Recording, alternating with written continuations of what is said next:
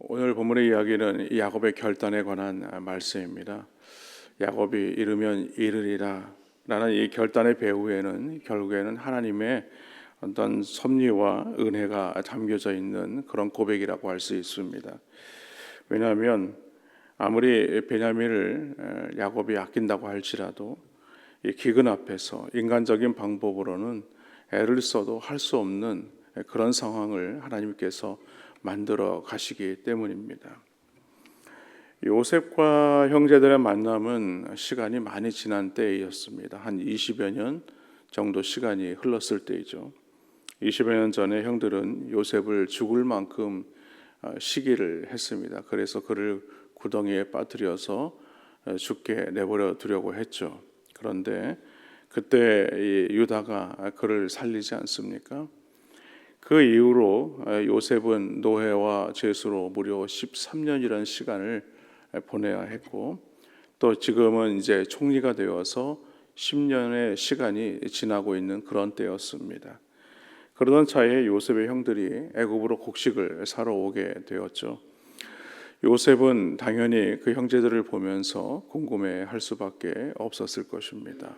아버지가 궁금했고, 또 그와 함께하는 형제들 중에 자신의 친동생인 이 베냐민이 아마 궁금했을 겁니다. 그래서 억지를 써가면서 시므온을 포로로 잡고 남은 형제들에게 뭐라고 얘기를 하냐면, 그 베냐민을 데려오지 않으면 나를 만날 수 없다라는 엄포를 주고 돌려보내게 되죠. 그런데 가는 중에 보니까 자루의 곡식 안에 살펴보았다가 자루 안에 자신들이 가져온 이 돈들이 그대로 담겨져 있는 것을 보게 됩니다. 그들은 두려움에 빠지게 되었지만 어쩔 수 없었어요. 그래서 아버지에게로 돌아가게 됩니다.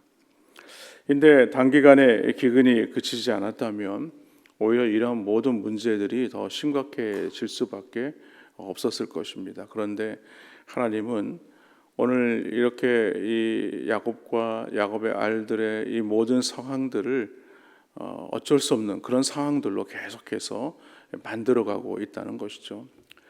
우리 스스로가 뭔가 계획하고 또 우리가 준비하고 뭘 생각하고 그 일을 진행한다고 할지라도 하나님께서 막으시거나 하나님께서 열어가시면 우리가 어찌할 수 없는 것입니다. 오늘 지금 그런 상황이 되고 있는 거예요.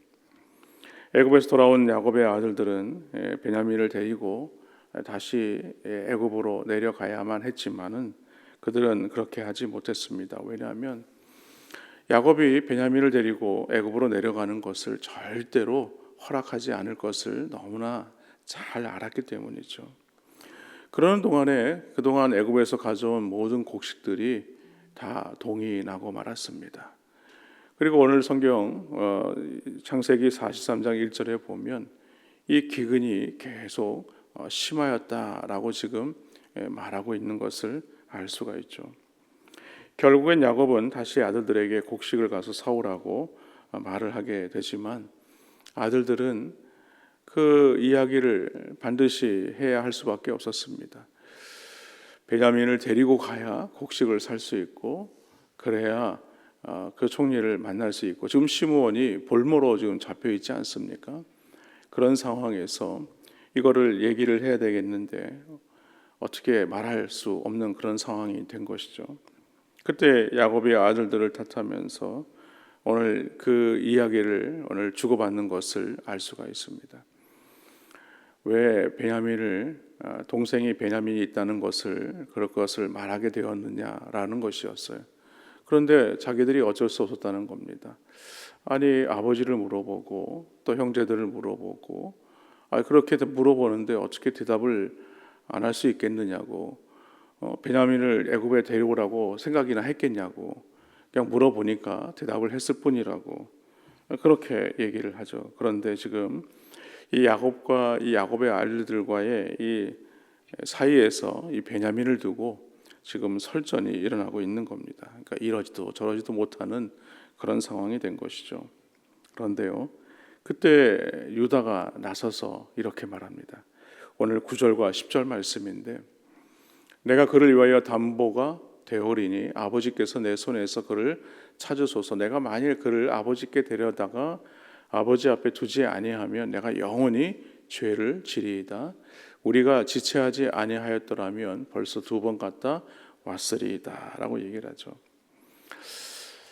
유다는 사실 앞에서 잠깐 언급을 했지만은 다른 형제들이 요셉을 죽게 내버려 두자 했을 때에 그가 요셉은 그래도 살리려고 하는 마음은 있었습니다.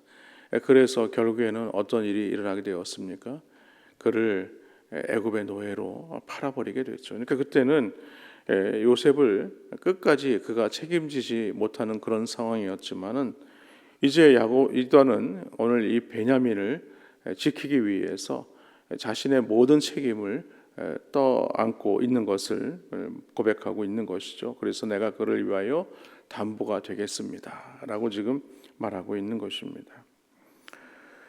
야곱은 마지못해서 어쩔 수 없이 베냐민을 내어주게 됩니다. 정말 야곱은 베냐민을 내어주면서 마음이 많이 힘들었을 거예요. 그런데 오늘 이 말씀에 보면 야곱은 여전히 인간적인 방법으로 뭔가 문제를 해결해 보려고 하는 것을 알 수가 있습니다.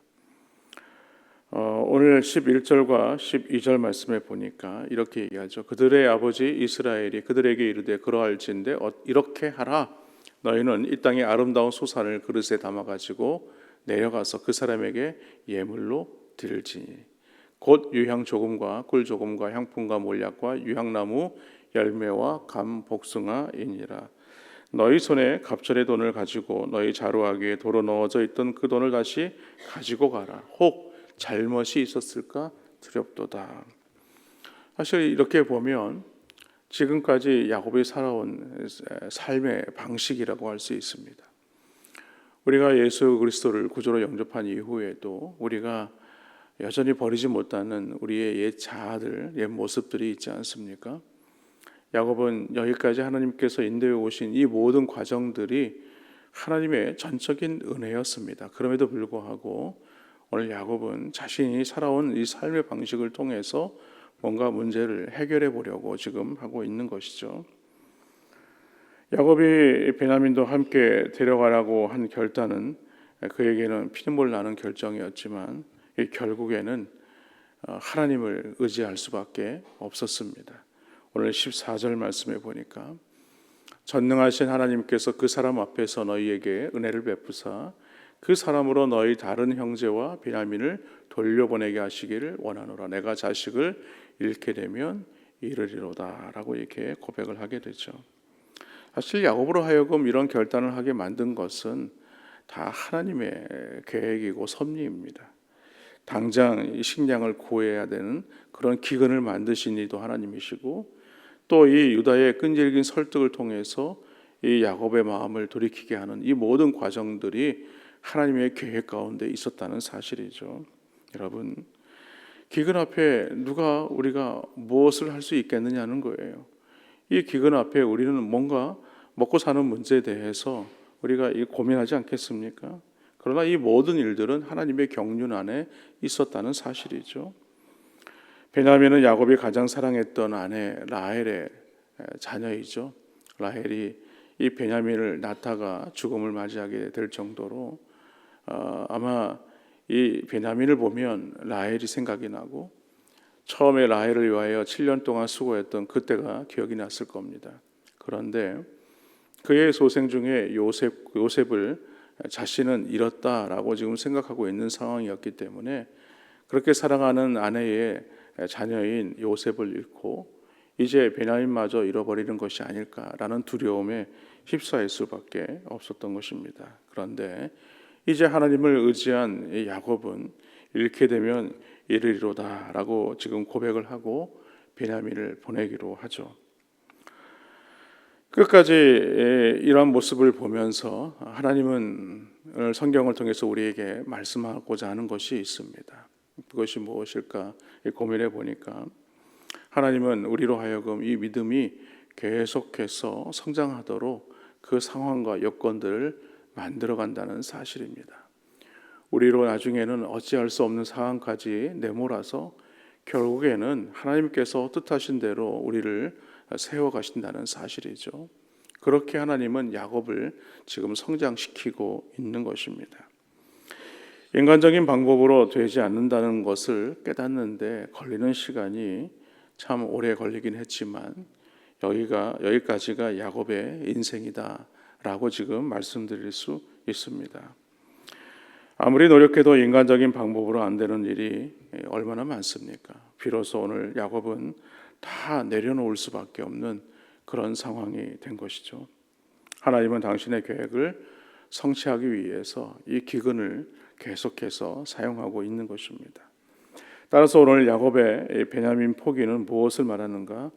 오늘 야곱을 믿음으로 성장시키기 위한 하나님의 은혜의 방편이라는 것이죠.